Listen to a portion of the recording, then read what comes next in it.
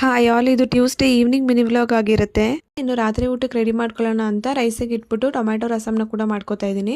ಈ ರಸಮ್ ಅಂತೂ 5ರಿಂದ 10 ನಿಮಿಷದೊಳಗಡೆ ಬೇಗನೆ ಆಗಿಬಿಡುತ್ತೆ, ಹಾಗೆ ಅಷ್ಟೇ ರುಚಿಯಾಗಿ ಕೂಡ ಇರುತ್ತೆ. ಅದಾದಮೇಲೆ ಸ್ವೀಟ್ ಕಾರ್ನ್ನ ಮಾಡ್ಕೊಳ್ಳೋಣ ಅಂತ ಹೇಳ್ಬಿಟ್ಟು ಸ್ವೀಟ್ ಕಾರ್ನ್ನ ನೀರಿಗೆ ಹಾಕಿ 5ರಿಂದ 10 ನಿಮಿಷ ಬಾಯ್ಲ್ ಮಾಡಿಕೊಂಡು ನೀರಿಂದ ಸೆಪ್ರೇಟ್ ಮಾಡಿ ಅದಕ್ಕೆ ಉಪ್ಪು ಮತ್ತು ಖಾರದ ಪುಡಿ ಹಾಕಿ ಚೆನ್ನಾಗಿ ಮಿಕ್ಸ್ ಮಾಡಿಕೊಂಡ್ರೆ ಸ್ವೀಟ್ ಕಾರ್ನ್ ಕೂಡ ರೆಡಿ ಆಗಿಬಿಡುತ್ತೆ.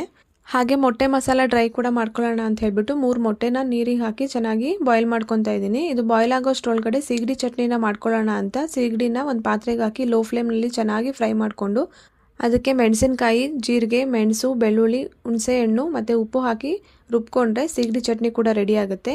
ಈ ಕಡೆ ಮೊಟ್ಟೆ ಕೂಡ ಬೆಂದಿತ್ತು, ಅದ್ರ ಸಿಪ್ಪೆ ಎಲ್ಲ ತೆಗೆದು ಈ ರೀತಿ 2 ಹೋಳಾಗಿ ಕಟ್ ಮಾಡಿಕೊಂಡು ಒಂದು ಕಾವಲಿ ಮೇಲೆ ಎಣ್ಣೆ ಹಾಕಿ ಅದಕ್ಕೆ ಪೆಪ್ಪರ್ ಪೌಡ್ರು, ಉಪ್ಪು ಹಾಗೆ ಚಿಕನ್ ಮಸಾಲಾನ ಹಾಕಿ ಎರಡೂ ಕಡೆ ಚೆನ್ನಾಗಿ ಫ್ರೈ ಮಾಡಿಕೊಂಡ್ರೆ ಮೊಟ್ಟೆ ಮಸಾಲ ಡ್ರೈ ಕೂಡ ರೆಡಿ ಆಗುತ್ತೆ. ಯಾರೆಲ್ಲ ನಮ್ಮ ಚಾನಲ್ನ ಸಬ್ಸ್ಕ್ರೈಬ್ ಮಾಡದೆ ನೋಡ್ತಾ ಇದ್ದೀರಾ, ಪ್ಲೀಸ್ ಸಬ್ಸ್ಕ್ರೈಬ್ ಮಾಡ್ಕೊಂಡು ನೋಡಿ. Thank you.